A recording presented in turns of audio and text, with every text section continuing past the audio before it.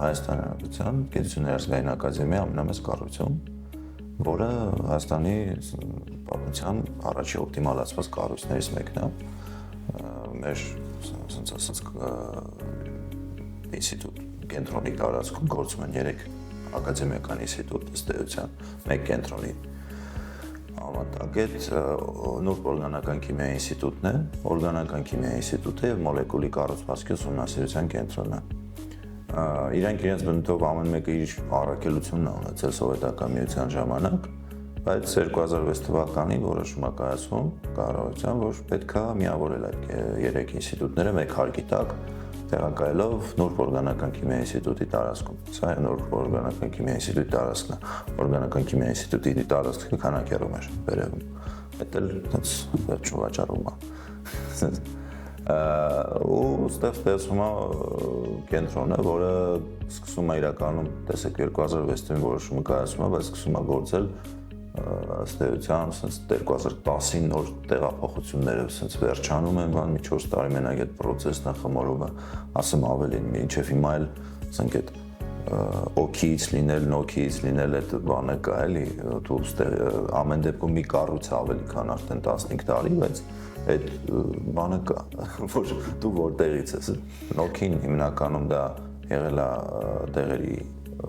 փնտրտուք եւ արտադրություն։ Մենք արտադրություն է ունենք էլ իմաստել։ Օքին եղել է էլի արտադրություն, բայց ավելի կիրառական նշանակության հետազոտություններ, կիրառական նշանակության նյութերի կամ ասենց ասած ավելի օպտիմալ տարբերակով նյութերի սինթեզի, օպտիմալացման, նոր մշակումների խնդիրները ձև են։ Իսկ մոլեկուլի կառուցվածքի ուսումնասիրման կենտրոնը բացառիկ կառույցներից է, որը ստեղծվել է անկախ Հայաստանում։ Ստեղծվել 1994 թվականին։ Իդեպ նոքին ստեղծվել է 1954-ին նոքին է ստեղծվել, 57-ին նոքին։ Իսկ մոլեկուլի կառուցվածքի ուսումնասիրման կենտրոնը արդեն անկախ Հայաստանում ստեղծվում է ու միտքը գաղափարը լինում է Հայաստանում առկա բացառիկ սարքերը միտեղ հավաքել ընդհանուր օգտագործման համար, որ հենց հիմա իր նպատակին ծառայում է, որովհետև հենց կենտրոնում եղած սարքերը մենակ մերը չեն, ամբողջ Հայաստանին են ու ամբողջ Հայաստանի գիտական համայնքի եւ ոչ միայն գիտական համայնքի խնդիրների լուծման համար են։ Որովհետև տեսեք, այդ կարգի թանկարժեք սարքել մի քանի տեղ ունենալ պարզապես նման իրավիճակում անհնար է։ Որովհետև շատ թանկ է թե սպասարկումը, թե ունենալը, բայց փառք Աստծո, ասենց ասած գոյություն ունեցող չունեցող Աստծո, բանը մենք կարողանում ենք այդ սարքերը հավոր պատշաճի շահագործել, ծառայություններ մատուցել եւ զարգանալ, մտածել արդեն ինչ լրակազմ վերցնել մեր սարքերին, որովհետեւ ամեն դեպքում նոր հետազոտությունները բերում են նոր լրակազմի պահանջի, որն էլ փորձում ենք մենք, եթե մեր ուժերն հերիքում չէ, մեր ուժերով ենք անում, եթե չի հերիքում, հիմա լավ թափով ընթանում են Կրթության և գիտության նախարարության գիտության կոմիտեի, բարձրագույն կրթության և գիտության կոմիտեի կողմից հայտարարած վերազինման տարբեր մրցույթներ, որին մասնակցում ենք եւ ունենում ենք համալրում ենք մեր ունեցած սարքային պարքը եւ ավելի արդիական վիճակում ենք, քան թե թեկուզ ասենք մի 4 տարի առաջ, 3-4 տարի առաջ անհամեմատ քայլ ենք արել դեպի այդ ուղղությամբ։ Սենց կրճատ ասեմ, էլի նոքին հիմնականում զբաղվում են օրգանական սինթեզով ու եթե նոքի հատվածի խնդիրն եղել է միշտ նոր դեղամիջոցների որոնումը, տարբեր տեսակի սրտանոթային, հոգեմետ, ցավազրկող, անտիբիոտիկ, այդ ամենն եղել է։ Ունի մինչև մայլ կա։ Ու այդ ամեն ինչի հետ մեկտեղ կենտրոնը եղել է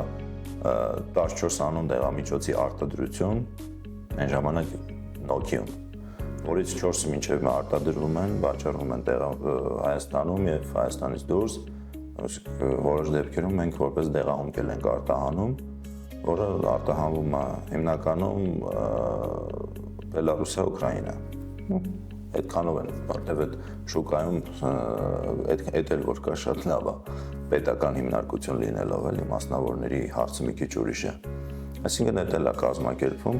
օքիում կատարում են տարբեր տեսակի հետազոտություններ կիրառական նշանակության եւ ոչ միայն բնական միացությունների սինտեզի, կատարում են նաև հետազոտություններ քիմիական ռեակցիաների մեխանիզմների ուղղությամբ, շատ կարևոր է այդ ամեն ինչը ֆունդամենտալ տեսանկյունից էլի, ու այդ ամեն ինչը համատեղվում է, բայց հիմա որ ունենք մի հատ համակարգ, մկուկի մասին ասեցի էլի, մոլեկուլի կառուցվածքի իրանք արդեն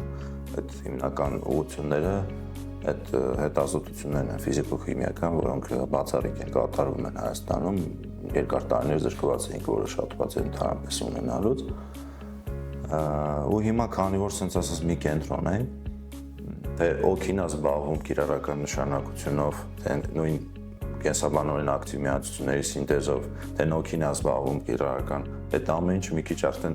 սենց իրար հետ է ու տարբերություն գործնականում չկա թե որ, բայց հիմնական կենսաբանական ուղղություններ ունենք, կենսաբանական կտորներ ունենք, որոնք իրենց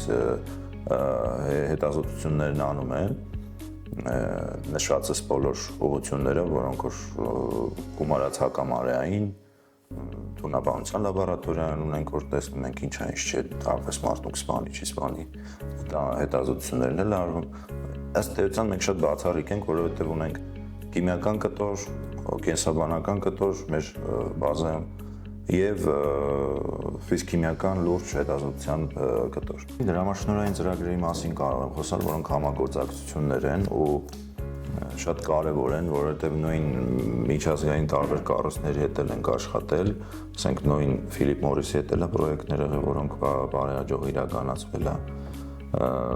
3 տարուց ավել Ֆիլիպ Մորիսի, ուղղակի հենց Ֆիլիպ Մորիսի հետ աշխատում էինք էլի, որ իրանց համար հետազոտություններ արվում, հիմա ասենք տարվում աշխատանքներ բնական միացությունների, օրինակ լաբորատորիայում տարվում աշխատանքներ, որտեղ սինտեզվում են միացություններ, ֆերամոնային թակարդների մասին է խոսքը, որը թույլ է տալիս միջատներին բռնել առանց վնասելու բնությանը։ Այդ էկոլոգիական տեսանկյունից իրենց բազմացման շրջանում դու իրենց բռնում ես ու ոչ մի խնդիր։ Բազմացման շրջանում, ասենց ասած,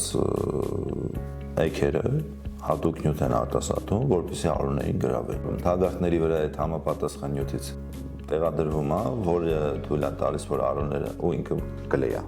ասենց ասած, սոսինձ է, որի վրա հենց արուները նստում են, չեն կարող թռչեն, հետո չեն կարող բազմանալ։ Ըստ այդմ,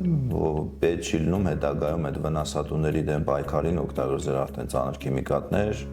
քիմիական այդ բոլոր արսենալի հնարավորություններ, ու պարզապես դու կարողանում ես բացառես իրենց բազմացման այդ փուլը, շատ ավելի էկոլոգիապես մաքուր բան է, դա օգտագործվում է խաղողագործության մեջ, խնձորի, մասնավորապես հենց խաղողի, խնձորի, հիմա լոլիկի, ցեցի դեմ պայքարի արվում է։ Նոր պրոյեկտով իրանք այդ խումբը այդ լաբորատորիան զբաղվելու է արդեն, եթե չեմ սխալվում լոլիկով։ Այդ հետաքրքիր հետազոտություններ կար նույն արդեն ոչ, ասենց ասած, գյուղատնտեսության մեջ, այլ օրինակ անտառների պաշտպանության, որովհետև մեծ խնդիր է հենց անտառներում վնասատուների հետ են պայքարի, ու ընդեղ էլ է կարևոր, որպեսզի վնասատուները նույն կերպ բռնվեն, որովհետև հետո պարզապես քիմիական, օրինակ համար մի հատ անտառ, օրինակ եմ բերում Ծաղկաձորում, որը վարակված է այդ միջատով, դու քիմիապես որ մշակես, հետո այդ հետևանքները բոլոր այդ ջրերի մեջ ունենալու ես, որոնք հոսում են դեպի քաղաք, դեպի Էսկոմ, դեպի Էնկոմ։ Տեսեք, համագործակցություն մենք որպես կենտրոն տեղական ավելի քան 30 կազմակերպության հետ տարբեր տեսակ համագործակցություն ունենք, նույն ԵՊՀ-ի, Երևան պետական բժշկական համալսարանի հետ ունենք համագործակցություններ ունենք տարբեր էլի բժշկական քոլեջների ու էլի համալսարաններ կան, թե տարբեր տեսակի կան, չէ, Հայաստանում, բոլոր գործնական համագործակցություններ ունենք, մեր մասնագետները դասախոսում են տարբեր տեղեր, նույն ԵՊՀ-ից սկսած վերջացրած էլի մասնավոր եւ ոչ մասնավոր բուհերում, այդ տեսանկյունից ապահովում ենք մասնագետների պատրաստման։ Հայաստանի ամենամեծ խնդիրներից մեկը լոգիստիկան է, որովհետեւ ինչ-որ մի նյութ հետ դու այսօր ուզում ես գնես, մոտավորապես քեզ մի 6 ամիս պետք է սպասես։ Իսկ նորմալ երկրներում դա մաքսիմում տևում է 3 օր։ Մի քիչ աննորմալներում մի շաբաթն արդեն որ շատ է համարվում, բայց իմ ասած այդ թվարկած բոլոր այդ ինստիտուտներում հիմնականում այդ 2-3 օրից այդ իրանց ուզած նյութերը իրանց մոտ է։ Այդ խնդիրները իրականում շատ բան են, ասենց ասած բազմաշերտ է այդ խնդիրը, առաջի հերթին լոգիստիկն է, որ ուզում է քո գումարով առնես, լավագույն դեպքում ամեն ինչ անցնելու, ասենք այդ տամոժնիա եւ այլն նյութեր կան լավ թանկ են, էլի։ Այնպես չէ՞ որ հեշտ գալու է առանց բանի, մաքսատան եւ այլն։ Մենակ այդ տեսանկյունից 2-3 շաբաթ դրա վրա է գնում։ Պլյուս գումարած բաները, այդ տենդեր կոչվածները, տենդերը, այդ մինիմում դնելը, բանանելը, ինչեւ այդ ամեն ինչը անում ես եւս 2 շաբաթ։ Հետո բացել պայմանագրի մեջ նշում ես բերելու ժամկետ, հետո բավապես 90 օրելը դա է։ Չես կարող մարդուն ստիպես, որ ասենք քոնյութը մի հատ տիկնյութը դնի ինքնաթիռով բերի։ Դերողն էլ պետք է մի բան աշխատի, ասած։ Այդ բազմաշերտը ամենամեծը ամեն դեպքում ինչ էլ ուզում ես արա լոգիստիկն է մնում, մեկ էլ այդ տենդերային համակարգը, որովհետև միևնույն ժամանակ հասկանալի է խիա տենդերներով, բայց որոշ դեպքերում դա ասենց որոշակի գումարների վատման տեղ է դառնում, որովհետև դու կարողանում ես օրինակի համար արտադրողներից մի անգամից գնես, բայց դե գիտենք ամեն դեպքում կսկսեն բաներ ման գալ, ուրիշները բոլորը կսկսեն գիտական կառույց դառնել այդ արտոնությունները տրվի, դա հասկանալի է խիչի տողում պետությունը, բայց դա շատ մեծ խնդիր է, եւ որովհետև հավատացեք այսօր եթե դու ուզում ես ժամանակակից գիտությունում քայլես, դա նշանակում է, որ քո խնդիրները պետք է լուծվեն մաքսիմում մի շաբաթում, լավ 2 շաբաթում, իսկ դու պետք է կարողանաս այդ ինչ որ մի խնդիր որ դրել ես արժևում, 1-2 ամսում պատասխան ունենաս, արդյունք ունենաս, որովհետև կուշանաս։ Շատ արագ է, շատ դժվար է մրցակցելը մեծ խմբերի հետ, մանավանդ այս լոգիստիկ պայմաններում։ Որովհետև ինչ-որ մի բան քո մտքից անցնում է, անում ես, եթե անեիր 2 շաբաթում կարողանալու էիր դու առաջինը տպեիր դրա մասին, բայց արի ուտես, օրինակ, կա Չինաստան, որտեղ այդ ամեն ինչը անում են էլ ավելի արագ։ Ու քեզնից առաջ են գնում, որովհետև այն որ ինչ մեկի գլխով անցել, մի քանիսի գլխով է կանցնի, այդ խնդիրը կա։ Նո, այդ խնդիր չէ, որ նորմալ է։ Ընտրոնի հիմնական արտահայտություններից մեկը դա այն է, որ որոշ պետական կառույցներում մասնավորապես գույքի կառավարումում կամ կառավարությունում sense ասեմ, էլի, ըստ էության դիտարկում են որպես տարածք, որովհետև տարիներով միայն ինչ-որ մի կառույցի տարածք հենց պետք է լինում, հա, լավ, քաղաքի կենտրոնին մոտը կեստի է, եկեք գալիս են, բանա, քիմիական լաբորատորիան աշխատող, ասում են, դե այստեղ մի հատ գրասենյակային բան սարքենք, օրինակը տեսանք, էլի քննչական կոմիտեն տեղավորվեց մեր մոտ, Երևան քաղաքի քննչական կոմիտեն, այդ Արմենիկոմի կորպուսն էր, այտենց 2017 թվականին էդի տենց քիմիական մասնաշենքը վերածվեց ընդամենը գրասենյակի, ասեմ ավելի նույն 2006 թվականին ջրավազանը որ վաճառվել է, ապօրինի գործարք, բանով, քննչականով ապացուցած, գործը կարճած, բայց քաղաքապետարանը, չգիտեմ, ոնց ինչ սխեմաներով հովանավորեց, շինթույլտվությունը տվեց, քաղաքապետարանը պարտավոր էր հետ գնալ, այս օրենքն էլ կա, չէ՞ որ ապօրինի գործարքով բաները հետ են, ոչ մի ձև հետ չբերվեց, չգիտեմ, ում ինչներ, ասենց գնահատական չտամ, էլի, բայց խնդիրն այն եղավ, որ հիմա 5 մասնաշենքի մեջտեղում 2 հատ բնակելի են սարքում, որը 20-25 մետր է հեռու։ Բայց վաղը միսօր այդ բնակիչներն են բողոքելու, այդ ժամանակ ինչ արնելու չգիտեմ։ Հաստատ չենք հանդիպասում, բայց սխալ են կարել։ Այլ լուրջ մարտահրավերներից, որ ես տեսնում եմ, ասենք 2-3 տարվա համար, որ այդ բնակիչներն ինչ են անելու, առավոտ ցերկ բողոքել են, ոչ մի բան։ Չհասկանալով, թեկուզ հանգիստ հասարակ օրինակ են բերում, մի քիչ ացետոնի հոտ առնեն, որ անվտանգ է։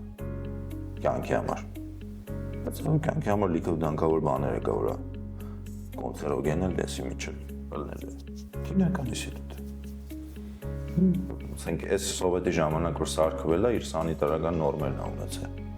որ սարքվել է, ջրավազանը անտեղի չի եղել, իր էկո համակարգի համար է եղել, մտածել են մարդիկ, բայց հիմա հենց այդ սանիտարական նորմերը խախտվում են։ Ասեմ ավելին, ասենք 2017 թվականին մասնաշենքերից մեկը պրոստը նկուղային հարկում քիմիական պայեսներ կան։ Մի բորկեն բոկվել էր մյուսի վրա էր ընկել։ Քիմիական հրդեհ էր եղել։ Հանգիստ այնպես բաներից ոչ մեկս չեն կարող խուսափենք, որովհետև իշքան էլ ուզում ես հետևի բանարա, դա process է։ Դեվ հիմա հնարավորությունները ընդհանրապես ասում եմ 4 տարի առաջվա այդ անհամեմատելի են, որովհետև այս բարձրագույն կրթության կոմիտեի կողմից այս հայտարարած տարբեր մրցույթները որ կան, բոլոր ակտիվ խմբերը հանգիստ մասնակցում են, վերազինվում են, վերանորոգում են, վերականգնում են, հագեցնում են լաբորատորիաները, այդ շատ ակտիվ տեղի ունենում։ Միևնույն ժամանակ այդ մեծ սարքերի մրցույթները, որ արվում են, հասանելիության ունենում այն սարքերի, որոնք իրականում հետազոտություններ կան, որ մինչև 3 տարի առաջ անհնար էր Հայաստանում անել։ Պարզապես ով որ ծանոթ ուներ դրսում էր անում, ծանոթ ասած համագործակցություն։ Ով որ չուներ, ստիպված վատ տեղ էր տպվում, որտեղ ընդ հետազոտությունը հասարակ ինքնստեյության հասարակ հետազոտությունն է, բան դարձած։ Բայց այդ հասարակ հետազոտությունը բան չէին անում, ստե չէին կարողանում անենք։ Բայց հիմա դա ամեն ինչը, ասես կարգաբերվել է, կարողանում ենք այդ հետազոտություններն անենք։ Մինչև դա լինելը մենք անպայման երիտասարդներին ներգրավում էինք ու ասես կես դրույքով օրենք ավել չէր թույլ տալիս, ներգրավում էինք մեր ինստիտուտում, իրանք իրանց դասերից հետո գալիս էին, մասնակցում էին։ Ու հենց հիմա մի 70+ երիտասարդներ ունենք մեր մոտ։ Կարծում եմ 190-ից միշտ ելնում 190 գիտական հատվածի մասին է խոսքը 190-ից 70 ունենալը վատ տիպ չի, բայց պետք է էլի տեղել զարգանանք, որովհետև պետք են շատ արագ մենք մի հատ խնդիր լուծենք, որ սերնդափոխություն, որովհետև ասենց ասած ջահելը ահելով փոխելով ման չի փոխվում, որովհետև մենք դե որակել ենք կորցնում ամեն դեպքում, որովհետև փորձառու մասնագետը գնում է անփորձ դրանպես ոչ մի բան չտեսած մարդն է գալիս, հա, թղթի վրա երիտասարդացա, բայց այն չի։ Հա, միևնույն ժամանակ այդ բոլոր պրոյեկտներում երրորդ կուրսից սկսած կարողանում են ներգրավել, ավելի բարձր աշխատավարձ ստանալու տեսլականով։ Միևնույն ժամանակ առաջի կուրսից որոշները կարան, ովքեր որ արդեն օլիմպիականներ են։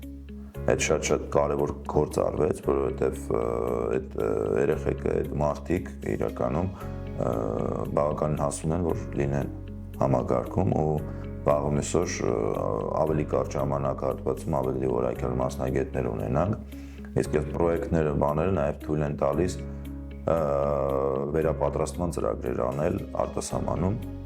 Օրինակ ես 2 հոգի ուղարկել եմ հենց հիմա ԱՄՆ-ում 2 հոգի 6 ամսով։ Հիմա ինչն է ամենամեծ, ասենց ասած պայքարը, այնն է, որ այն ինչ որ դե տեսնում են, գոնե այդ հետազոտությունները կարողանանք անենք։ Դա է ամենակարևոր բաներից մեկը, որը կարողանում ենք, օրինակ հենց ուսանողների հետ որ կապը կա, ասում եմ հա ոնց է, հա։ Ասում եմ իրականում մենք հիմա արդեն լավ վիճակում ենք, դե իրանք հենց սկզբից տեսել են, էլի ինչա ինչ չի։ Ինչ էլ որ ստե անում են, կտել ենք անելու արդեն, հանգիստ ենք էլ այդ տեսանկյունից։ Ասում եմ շատ լավ է։ Միակ բանը որ նշում են, ասում են մի հատ նյութեր մտածանցավ հաստատ այն շուտ չեմ ունենալու թևից ցերիկ։ Այդ խնդիրն է մնում լուծել։ Բայց այդ խնդիրը ամեն դեպքում այս վիճակում մնալու է, որովհետև ամեն դեպքում Հայաստանը ոչ ծով ունի, ոչ բան ունի։ Այդ խնդիրը մի քիչ ուրիշ տեղից պետք է լուծվի, կարծում եմ։ Պարզապես պետք է այսում երևի քիմիական գործարաններ ունեն Հայաստանում։ Հայաստանի իմ կարծիքով, եթե ուզում ենք անվտանգ լինել, գոնե 2-3 նորմալ քիմիական գործարաններ պետք է ունենանք, առանց դրա անհնար է։ Դու չես կարող էլի միայն սա պարողի հոգեբանությունով մնաս, էլի։ Իսկ Հայաստանը քիմիական երկիր է եղել։ Շատ ուժեղ քիմիական երկիր է եղել, որը մեր անվտանգության ամենամեծ գրավականներից մեկն է եղել։ Հետևանքները տեսակ ինչ եղավ, երբ որ մենք այդ ամեն ինչը պարզապես փոշիացրեցինք։ Իսկ ավելի ուժեղ դառնալու համար մեզ մինիմում կարծում եմ տարբեր պրոֆիլի 2-3 լուրջ գործարաններ են պետք, որոնք հնարավոր է ունենալ, հնարավոր է անել, որովհետև դու պետք է ունենաս տեղական այդ բազայի արտադրություն էլի, որովհետև ներողություն բոլոր արտադրությունները սկսվում են ասած ածուխից եւ ծծմբական թթվից։ Քիմիական գործարան ասած է ինքը եթե մի պրոդուկտ է տալիս, ինքը քիմիական գործարան չէ, նշանակում է ինքը ինչ-որ մի բան էլի առնում է վերջնական մի հատ պրոդուկտի համար։ Չէ, մեզ պետք է կոմպլեքսներ, որովհետև եթե դու օրինակի համար եմ ասում, մենք պետք է ունենանք ծծմբական թթվի, ազոտական թթվի լուրջ արտադրություն Հայաստանում, լուրջ, որովհետև դա ամեն ինչի հիմքն է, տեղագործությունից սկսած, վերջացրած ռազմական արվեստ, ամեն ինչի հիմքը ծծմբական ազոտականն է, դա ընդհանրապես խնդիր չի, որովհետև մենք ունենք պղնձի հանքեր, որոնց ասենց ասած մենակ խարկած գազերը հերիք է, որ այդ արտադրությունը դնենք, plus դրա ազոտականի համար ընդհանրապես ազոտն է պետք մեր օդից։ Այս ծծմբականը տենց էլի պղնձի հանքեր ասենք։ Այդ երկու արտադրությունը եթե չունենք, մենք չունենք իրավունք մտածելու, որ ինչ-որ մի լավ բանի գալու ենք։ Այդ արտադրությունները, բայց իրանք արբանյակ արտադրություններն են ունեն հետո այդ տենց է զարգանում։ Իսկ հիմա իրականում մեզ ծծմբականապետ տեսից ենք բերում, հա, բայց այդ տեսից բերել ինչքան կարանք։ Ազոտականա բերում ենք, հա, բայց ինչքան այդ անկախությունը նաև այդ արտադրության մեջ է որ անկախ է գնում։ Իսկ այդ չունենք հիմա։